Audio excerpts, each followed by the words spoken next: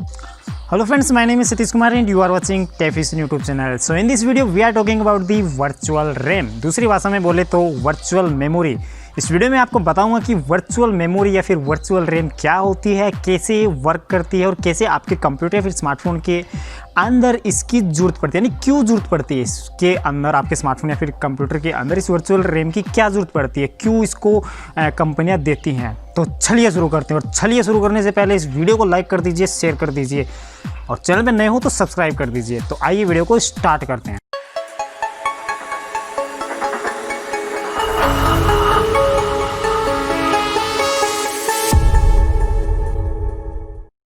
Okay, तो सबसे पहले मैं आप सभी को बताना चाहूँगा रैम के बारे में। जिन लोगों को रैम के बारे में नहीं पता है कि रैम क्या होती है, कैसे रैम वर्क करती है, तो उनको मेरा पुराने वाला वीडियो देखना चाहिए। लिंक ऊपर आपको आई बटन में, इधर या फिर इधर, मुझे नहीं पता वीडियो शूट कर रहा हूँ किस तरफ है, तो ऊपर आई बटन में आपको मिल जाएगी। टैप कीजिए और पहले उस वीडियो को देख लीजिए अगर आप रैम के बारे में नहीं जानते हैं, ताकि आपको अच्छे से पता चल सके। उस वीडियो में मैंने बहुत ही दिल की गहराइयों से मैंने वहाँ पे एक्सप्लेन किया था कि रैम क्या होती है और काफ़ी बड़े बड़े एग्जाम्पल मैंने देखे वहाँ पे बताए थे। तो पहले इस वीडियो को देख लीजिए, उसके बाद में इस वीडियो को देखिए।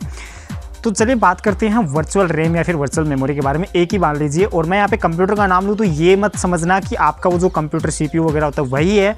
यहाँ पे मोबाइल फ़ोन, जितने भी ऐसे इलेक्ट्रॉनिक डिवाइसेज है जिसके अंदर एक ऑपरेटिंग सिस्टम रन होता है, उन सबके अंदर एक रैम होती है। तो यहाँ पे सारे डिवाइसेज को मैं इंक्लूड इस वीडियो के अंदर कर रहा हूँ। तो मैं यहाँ पे कंप्यूटर वर्ड इस्तेमाल करूँ तो इसका मतलब ये कन्फ्यूज़न नहीं होना कि ये सिर्फ कंप्यूटर के लिए, स्मार्टफोन के लिए नहीं है। बात करते हैं वर्चुअल रैम के बारे में या फिर वर्चुअल मेमोरी के बारे में। तो जैसा कि नाम से हमें प्रतीत हो रहा है कि ये वर्चुअल मेमोरी, यानी कि कोई फिजिकल या फिर रियल में कोई मेमोरी नहीं होती है, रियल में कोई रैम नहीं होती है। रियल रैम तो अपन लगाते ही हैं, तो ये कोई रियल रैम नहीं होती है, ये एक वर्चुअल रैम होती है, यानी कि एक दिखावटी रैम इसको बोला जाता है। सबसे पहले बात करते हैं कि इसका यूज क्या होता है। इसका यूज़ होता है आपके कंप्यूटर के अंदर। आपने देखा होगा कि आप जब भी कोई गेम चलाते हैं या फिर ऐप चलाते हैं तो वहाँ पे रैम कंज्यूम होती है, ठीक है ना। कोई ऑपरेटिंग सिस्टम रन होता है, सपोज दैट मान के चलिए आपके कंप्यूटर के अंदर 8 GB रैम है, आपके स्मार्टफोन या फिर कंप्यूटर के अंदर 8 GB रैम है। तो आपने क्या किया है, वहाँ पे बहुत सारी ऐसी गेम्स चला ली, बहुत सारे एप्लीकेशन चला ली, तो वहाँ पे क्या होगा, सारी रैम तो कंज्यूम हो जाएगी। लेकिन उसके बाद में आप और एप्लीकेशन चलाना चाहते हो, ठीक है ना, तो वहाँ पे क्या वो एप्लीकेशन ओपन नहीं होगी? क्या वहाँ पे कोई एरर आएगा कि रैम कम पड़ रही है? नहीं आएगा, ऐसा कुछ नहीं होता। वहाँ पे वर्चुअल रैम का यूज किया जाता है। यहाँ पे क्या होता है कि आपकी जो रैम की मेमोरी है उसके कुछ प्रोग्राम्स को यहाँ पे आपकी जो हार्ड डिस्क या फिर आपने जो भी स्टोरेज डिवाइस लगाया है, SSD वगैरह, उसका कुछ हिस्सा यूज में ले लिया जाता है। जो रैम के डेटा है वो कुछ टाइम के लिए वहाँ पे ट्रांसफ़र कर दिए जाते हैं जब तक रैम फ्री नहीं होती। यानी कि जब तक रैम फ्री नहीं होती तब तक वो जो डेटा है वो कंप्यूटर आपकी जो हार्ड डिस्क है फिर स्टोरेज डिवाइस है उससे वो उसको एक्सेस करेगा, ताकि आपका सिस्टम क्रैश ना हो, आपका सॉफ्टवेयर क्रैश ना हो, या फिर आपका जो भी काम करने का जो एक्सपीरियंस है वो ख़राब ना हो, ठीक है।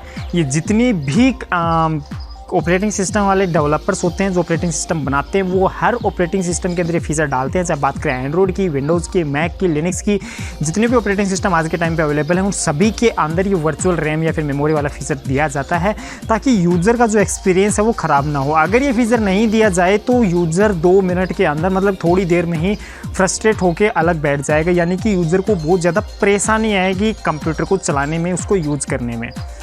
क्योंकि जाहिर सी बात है, हमें नहीं पता होता कि हम कितनी रैम कंज्यूम कर रहे हैं, हम बार बार तो चेक करते नहीं है। हमें तो रैम हमेशा कुछ ना कुछ % फ्री दिखाई जाती है, लेकिन ये जो प्रोसेस होती है बैकग्राउंड के अंदर होती है, आपको पता नहीं चलता कि वर्चुअल रैम भी यहाँ पे यूज़ हो रही है, फिर वर्चुअल मेमोरी भी यहाँ पे यूज़ हो रही है। लेकिन ऐसा होता है आपके कंप्यूटर के अंदर चाहे कितनी भी रैम हो, सपोज दैट आपके कंप्यूटर में 2 GB रैम है और यहाँ पे अगर आप उसको सिर्फ 2 प्रोग्राम ओपन करते ही आपकी रैम अगर वो कंज्यूम हो जाती है, सपोज दैट 1 GB दूसरा रैम दूसरा प्रोग्राम कंज्यूम करता है, 1 GB आपका ऑपरेटिंग सिस्टम कंज्यूम करता है, तो एक प्रोग्राम ओपन करते ही आपकी 1 रैम तो कंज्यूम, 1 GB रैम तो कंज्यूम हो गई, तो यहाँ पे 2 GB रैम पूरी फुल हो गई। लेकिन वहाँ पे अगर आप दूसरा सॉफ्टवेयर अगर आप चलाते हो तो क्या वो ओपन नहीं होगा? जाहिर सी बात है होगा।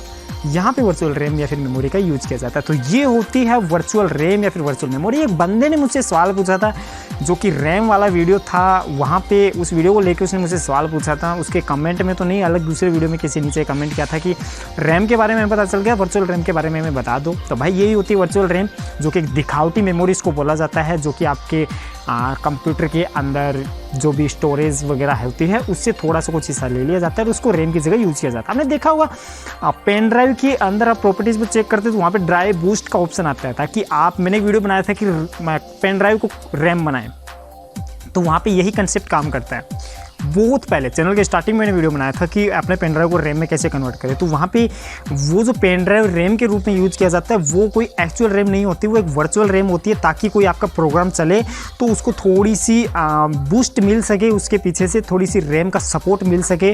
हालांकि जो स्पीड होती है वो रैम जितनी नहीं मिलती, उससे स्लो मिलती है, लेकिन उसको थोड़ी सी बूस्ट मिल जाती है, जिसका आपका जो प्रोग्राम है वो और भी ज़्यादा स्मूथ चलता है। तो फ्रेंड्स, आई होप आपको पता चल गया कि वर्चुअल रैम क्या होती है, वर्चुअल मेमोरी क्या होती है। अगर ये वीडियो आपको पसंद आया हो तो वीडियो को लाइक कर दीजिए, अपने सभी दोस्तों में इस वीडियो को शेयर कर दीजिए। चैनल पे नए हो तो चैनल को सब्सक्राइब कर दीजिए। अगर आपके कोई क्वेश्चन है तो आप नीचे कमेंट बॉक्स में पूछ सकते हैं, उनका आंसर आपको मिल जाएगा। तो फिलहाल के लिए इस वीडियो में इतना ही, मिलते हैं किसी अगले वीडियो में। Thanks for watching, good bye.